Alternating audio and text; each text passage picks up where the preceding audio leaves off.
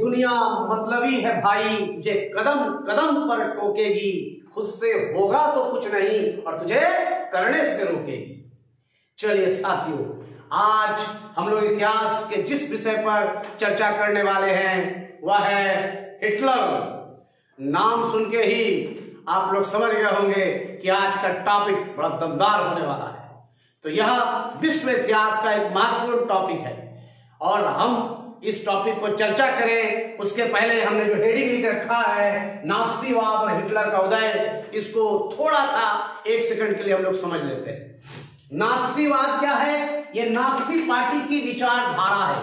जैसे अपने देश में बहुत सारी पार्टियां हैं, भारतीय जनता पार्टी है, कांग्रेस है, लेफ्ट पार्टीज हैं, सबकी अपनी अपनी विचारधारा है। तो वहां ये जो नाजी पार्टी थी, जर्मनी की नाजी पार्टी, उसकी विचारधारा को कहा जाता है नास्तिवाद। और इस पार्टी के जो कर्ता धर्ता सर्वे सर्वा वो थे हिटलर, जिसको एक तानाशाह के रूप में जाना जाता है। तानाशाह क्या है भैया? तानाशाह वो जो अपनी मर्जी से शासन चला है, जनता को बोले तो दीन मानना पड़े और रात तो रात, उनका वचन ही कानून। तो ऐसे लोग तानाशाह कहे जाते हैं और हिटलर से बड़ा तानाशाह आज तक दूसरा कोई पैदा नहीं दिया। तो इसकी ही चर्चा हम लोग अपने इस वीडियो में करने जा रहे हैं। ठीक है, अब हम इसकी चर्चा करें इसके पहले इसकी भूमिका हम लोग को समझ लेनी है। आपको वापस ले चलते हैं प्रथम विश्व युद्ध। प्रथम विश्व युद्ध जो 1914 से 1918 तक चला था, 1914 से शुरू होकर 1918 तक चला था। उस समय जर्मनी का जो शासक था वह था काइजर विलियम। काइजर विलियम प्रथम विश्व युद्ध के समय जर्मनी का शासक था। और आपको यह भी पता है प्रथम विश्व युद्ध के समय जर्मनी की हार हो गई थी और जर्मनी की हार होने का समूचा ठिकरा, यानी विश्व युद्ध का समूचा ठिकरा, समूचा दोष जर्मनी पर ठोक दिया गया था, जर्मनी के मत्थे मढ़ दिया गया था। ठीक है, अब जब वहां युद्ध में हार हो गई तो भैया काइजर विलियम तो लोटा लेकर के अपना घोड़ा बिस्तर लेकर भाग गया, जनता को वहां छोड़ दिया। अब वहां की जो जनता थी उन्होंने तय किया कि अब जर्मनी में राजतंत्र समाप्त, क्या आरंभ? लोकतंत्र का आरंभ हो रहा है, गणतंत्र की स्थापना होगी। और इसी सब को लेकर के लोग वाइमर नामक एक इलाका में लोग इकट्ठा हुए, मिले, ताकि एक संविधान बने, एक नियम बने, एक कानून बने और उसी कानून से अपना राष्ट्र या जर्मनी चले। इसलिए वहां जो गणराज्य की स्थापना हुई उसको हम लोग वाइमर गणराज्य कहते हैं। और वाइमर गणराज्य के साथ साथ ही राजतंत्र क्या हुआ? समाप्त हो गया। जर्मनी के दूसरी तरफ प्रथम विश्व युद्ध में जर्मनी के खिलाफ जो देश थे वे थे फ्रांस, ब्रिटेन, रूस, मित्र राष्ट्र, और बाद 1917 में शामिल हो गया कौन? अमेरिका। इन लोगों ने मिलकर जर्मनी पर एक संधि थोपी, यानी जर्मनी को दोष दे दिया कि प्रथम विश्व युद्ध का कारण जर्मनी है। इतना भारी नुकसान जो हुआ प्रथम विश्व युद्ध में, एक बड़ा युद्ध था, एक दिल दहला देने वाला बहुत बड़ा युद्ध। जिसने प्रथम विश्व युद्ध के बारे में जानकारी ली है बहुत अच्छी बात है, जिसने नहीं ली है हमारे पिछले वीडियो में प्रथम विश्व युद्ध के बारे में जानकारी दी गई है, एक बार उसको जरूर देखें। ठीक है साथियों, तो हम देख क्या रहे हैं कि जर्मनी को संधि में जाना पड़ गया। जब जर्मनी संधि में गया तो उस पर भारी जुर्माना लगा दिया गया, भारी जुर्माना, और जर्मनी के जीते सारे जमीन छीन ले गए। और इतना ही नहीं, जर्मनी को इस संधि में काफी अपमानित किया गया, जर्मनी का खूब अपमान हुआ। राजा तो भाग चुका था बड़ा बिस्तर समेट करके, ये अपमान किसका हो गया? ये अपमान लोगों का हो गया, जर्मनी की जनता का हो गया। यह संधि वर्साय की संधि 1919 की संधि थी और इस संधि में लोगों के अंदर एक गुस्सा भर गया, एक उबाल आ गया। ठीक है ना? अब ये उबाल आ गया तो चूंकि अब वहां किसकी स्थापना हो चुकी थी? वहां गणराज्य की स्थापना हो चुकी थी। तो अब नए नए दल, उसके पहले तो राजा थे, राजतंत्र था, दल नहीं थे। अब नए नए दल आ गए, छोटी छोटी पार्टियां बनना शुरू हो गई सत्ता में आने के लिए। लोगों के बीच चुनाव में जाने लगे लोग, पार्टी, सब पार्टी, उन्हीं में पार्टियों में से एक पार्टी थी नाजी पार्टी या नाजी पार्टी। और यही पार्टी से जुड़ा हुआ व्यक्ति कौन था? यही पार्टी से जुड़ा हुआ व्यक्ति था हिटलर भैया। ये हिटलर, इन्होंने आते ही अपना कार्यक्रम दिखाना शुरू किया। ये सब कुछ छोड़ो, अभी सीधा आक्रमण कर दो। कहां आक्रमण कर दो? राजधानी में आक्रमण कर दिया। कब कर दिया भैया? 1927 में। तब वहां जो लोग सत्ता में थे, चुनी हुई सरकार सत्ता में थी, उसको पकड़ कर जेल में भर दिया। अरे अभी नया नया पार्टी हुआ है हमारा, इस तरह करेगा, उसको पकड़ के कहां भर दिया? जेल में भर दिया। लेकिन हिटलर जेल में नहीं रहा, उसको समझ में आ गया। क्या समझ में आ गया? कि अब हम बाहर निकलेंगे और इस गणतंत्र के रास्ता के माध्यम से, यानी चुनाव के माध्यम से ही जर्मनी पर कब्जा करेंगे, यानी जर्मनी का शासन करेंगे, जर्मनी पर शासन करेंगे। अब उसने अपनी पार्टी की विचारधारा को आगे बढ़ाने का काम शुरू कर दिया।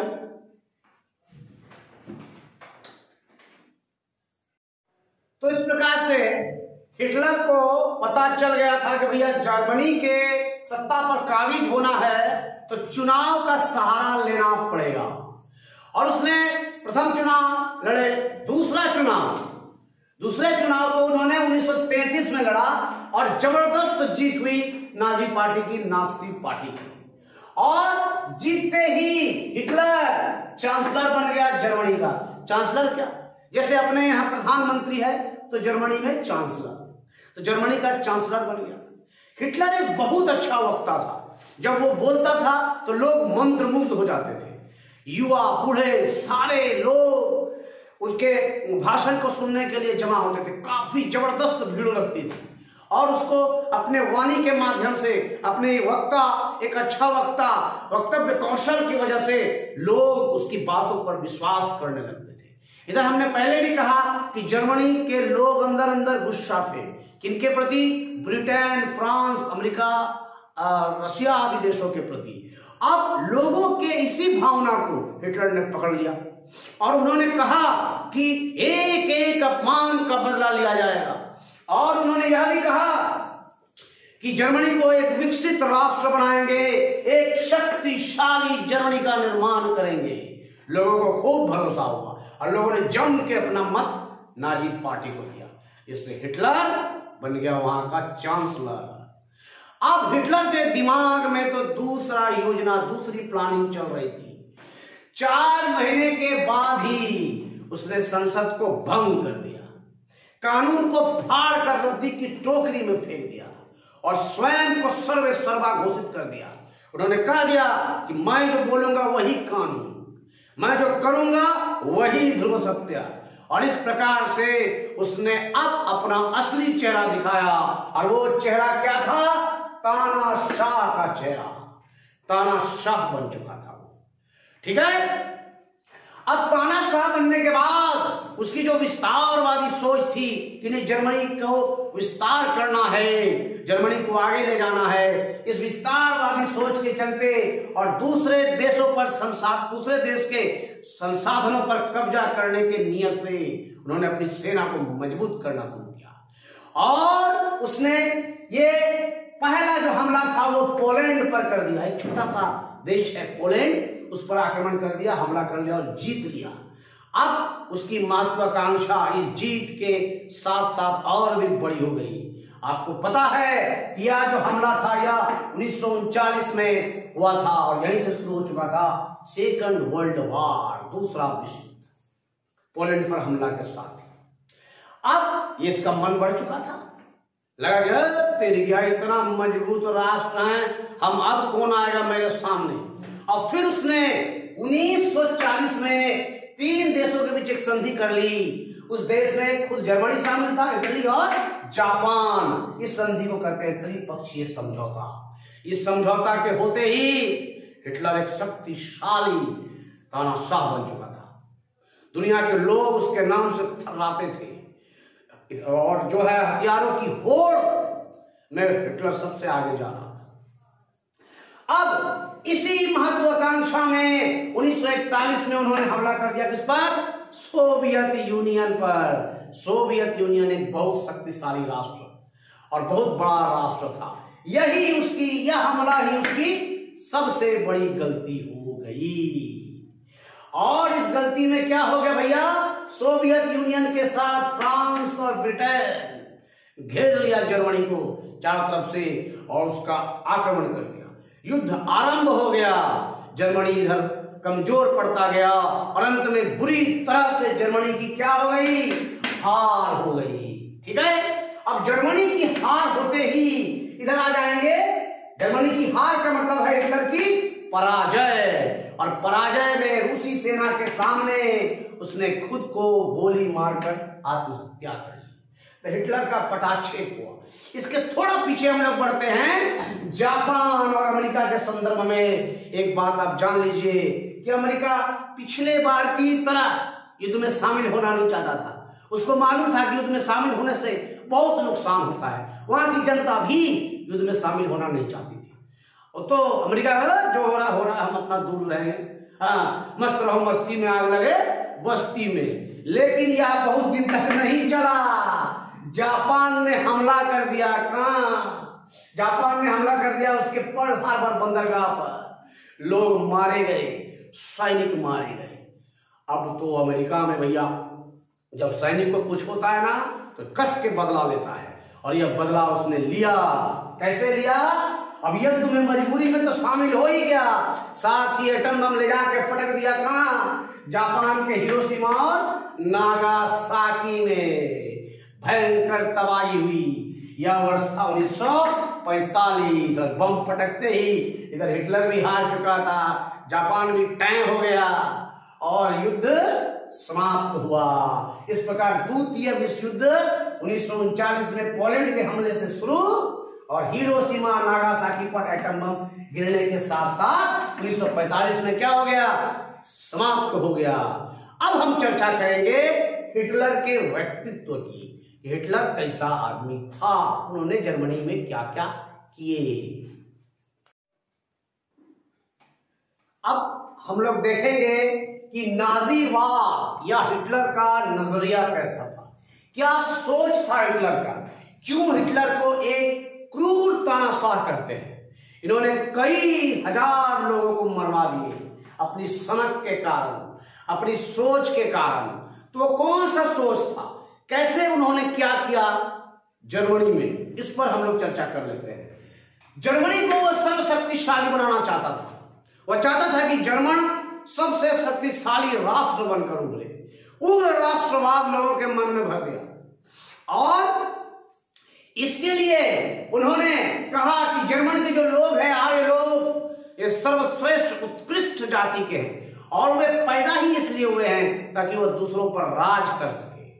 अब यहां पर जब हम बात करेंगे जर्मन आर्य लोगों की, तब उनके दिमाग में, हिटलर के दिमाग में एक सोच थी कि जो जर्मनी में रहेंगे सब लोग स्वस्थ रहेंगे, तंदुरुस्त रहेंगे, दिमाग भी उनका तेज रहेगा, शरीर स्वस्थ भी मजबूत रहेगा।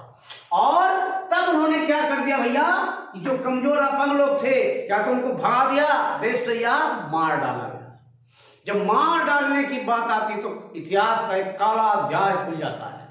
हिटलर के नाम से लोग नफरत करते हैं। क्यों? क्योंकि हिटलर ने वहां रहने वाले यहूदियों, रूसियों, पोलिश मुल्क के जितने भी नागरिक थे सबको मार दिया, मरवा दिया या भगा दिया। छोटे छोटे बच्चों से लेकर बूढ़े औरत सबको गैस चेंबर में डालकर या सामूहिक कब्र में डालकर मार डाला गया। बहुत ही दुखद घटना उस वक्त जर्मनी में घट रही थी। एक क्रूरता की चरम सीमा पर हिटलर पहुंच चुका था और हिटलर ने अपने देश के लिए सिर्फ स्वस्थ लोगों को ही चुना कि वही लोग केवल हमारे यहां रहेंगे। यहूदियों से वो जबरदस्त नफरत करता था। इसके पीछे एक कारण यह भी था कि जो जर्मनी, हिटलर स्वयं वहां के जो लोग थे जिनको वो आर्य कहते थे, वे ईसाई धर्म के धर्मावलंबी थे और प्रभु यीशु मसीह को सूली पर लटकाने वाला राजा यहूदी था और यह भी एक वजह थी उनको यहूदियों से नफरत था। लेकिन हिटलर ने जो कुकृत्य किए वे काफी भयानक थे, काफी क्रूर थे और दुनिया उसको क्रूर तानाशाह के रूप में हमेशा याद रखेगी। इतना बड़ा नरसंहार हिटलर ने जितना बड़ा किया है वह काफी हद तक हम कह सकते हैं कि एक क्रूर से क्रूर व्यक्ति ही कर सकता है और हिटलर में ये क्रूरता भरी हुई थी कूट कूट कर। अब हम बात करते हैं वो कैसे समाज की कल्पना करना चाहते थे हिटलर चाहता था कि सब लोग कुशाग्र बुद्धि के हो, सब लोग स्वस्थ हो। एक ऐसे समाज की कल्पना, आदर्श समाज की कल्पना उसके खोपड़ी में, मन मस्तिष्क में चल रही थी। इसको हम यूटोपिया कहते हैं। इस आदर्श समाज की कल्पना, जिसे हम नस्ली कल्पना, लोग कह सकते हैं, लोग कह सकते हैं, वह यूटोपिया थी, जो इस प्रकार की समाज लगभग असंभव था। इस प्रकार से हमने देखा कि हिटलर की सोच की वजह से एक जबरदस्त रूप से लोगों को मारा गया। उनकी क्रूरता को देख करके हम लोग आज उसको एक क्रूर तानाशाह के रूप में याद करते हैं। चलिए, इस टॉपिक में हमने नाजीवाद और हिटलर के संदर्भ में आपको जानकारी प्रदान की है। उम्मीद है यह वीडियो बहुत ही पसंद आएगा। आप इसको अच्छे से देखेंगे तो न सिर्फ मैट्रिक स्तर बल्कि प्रतियोगिता परीक्षाओं के लिए भी यह बहुत ही उपयोगी वीडियो साबित होने वाला है। बहुत बहुत धन्यवाद।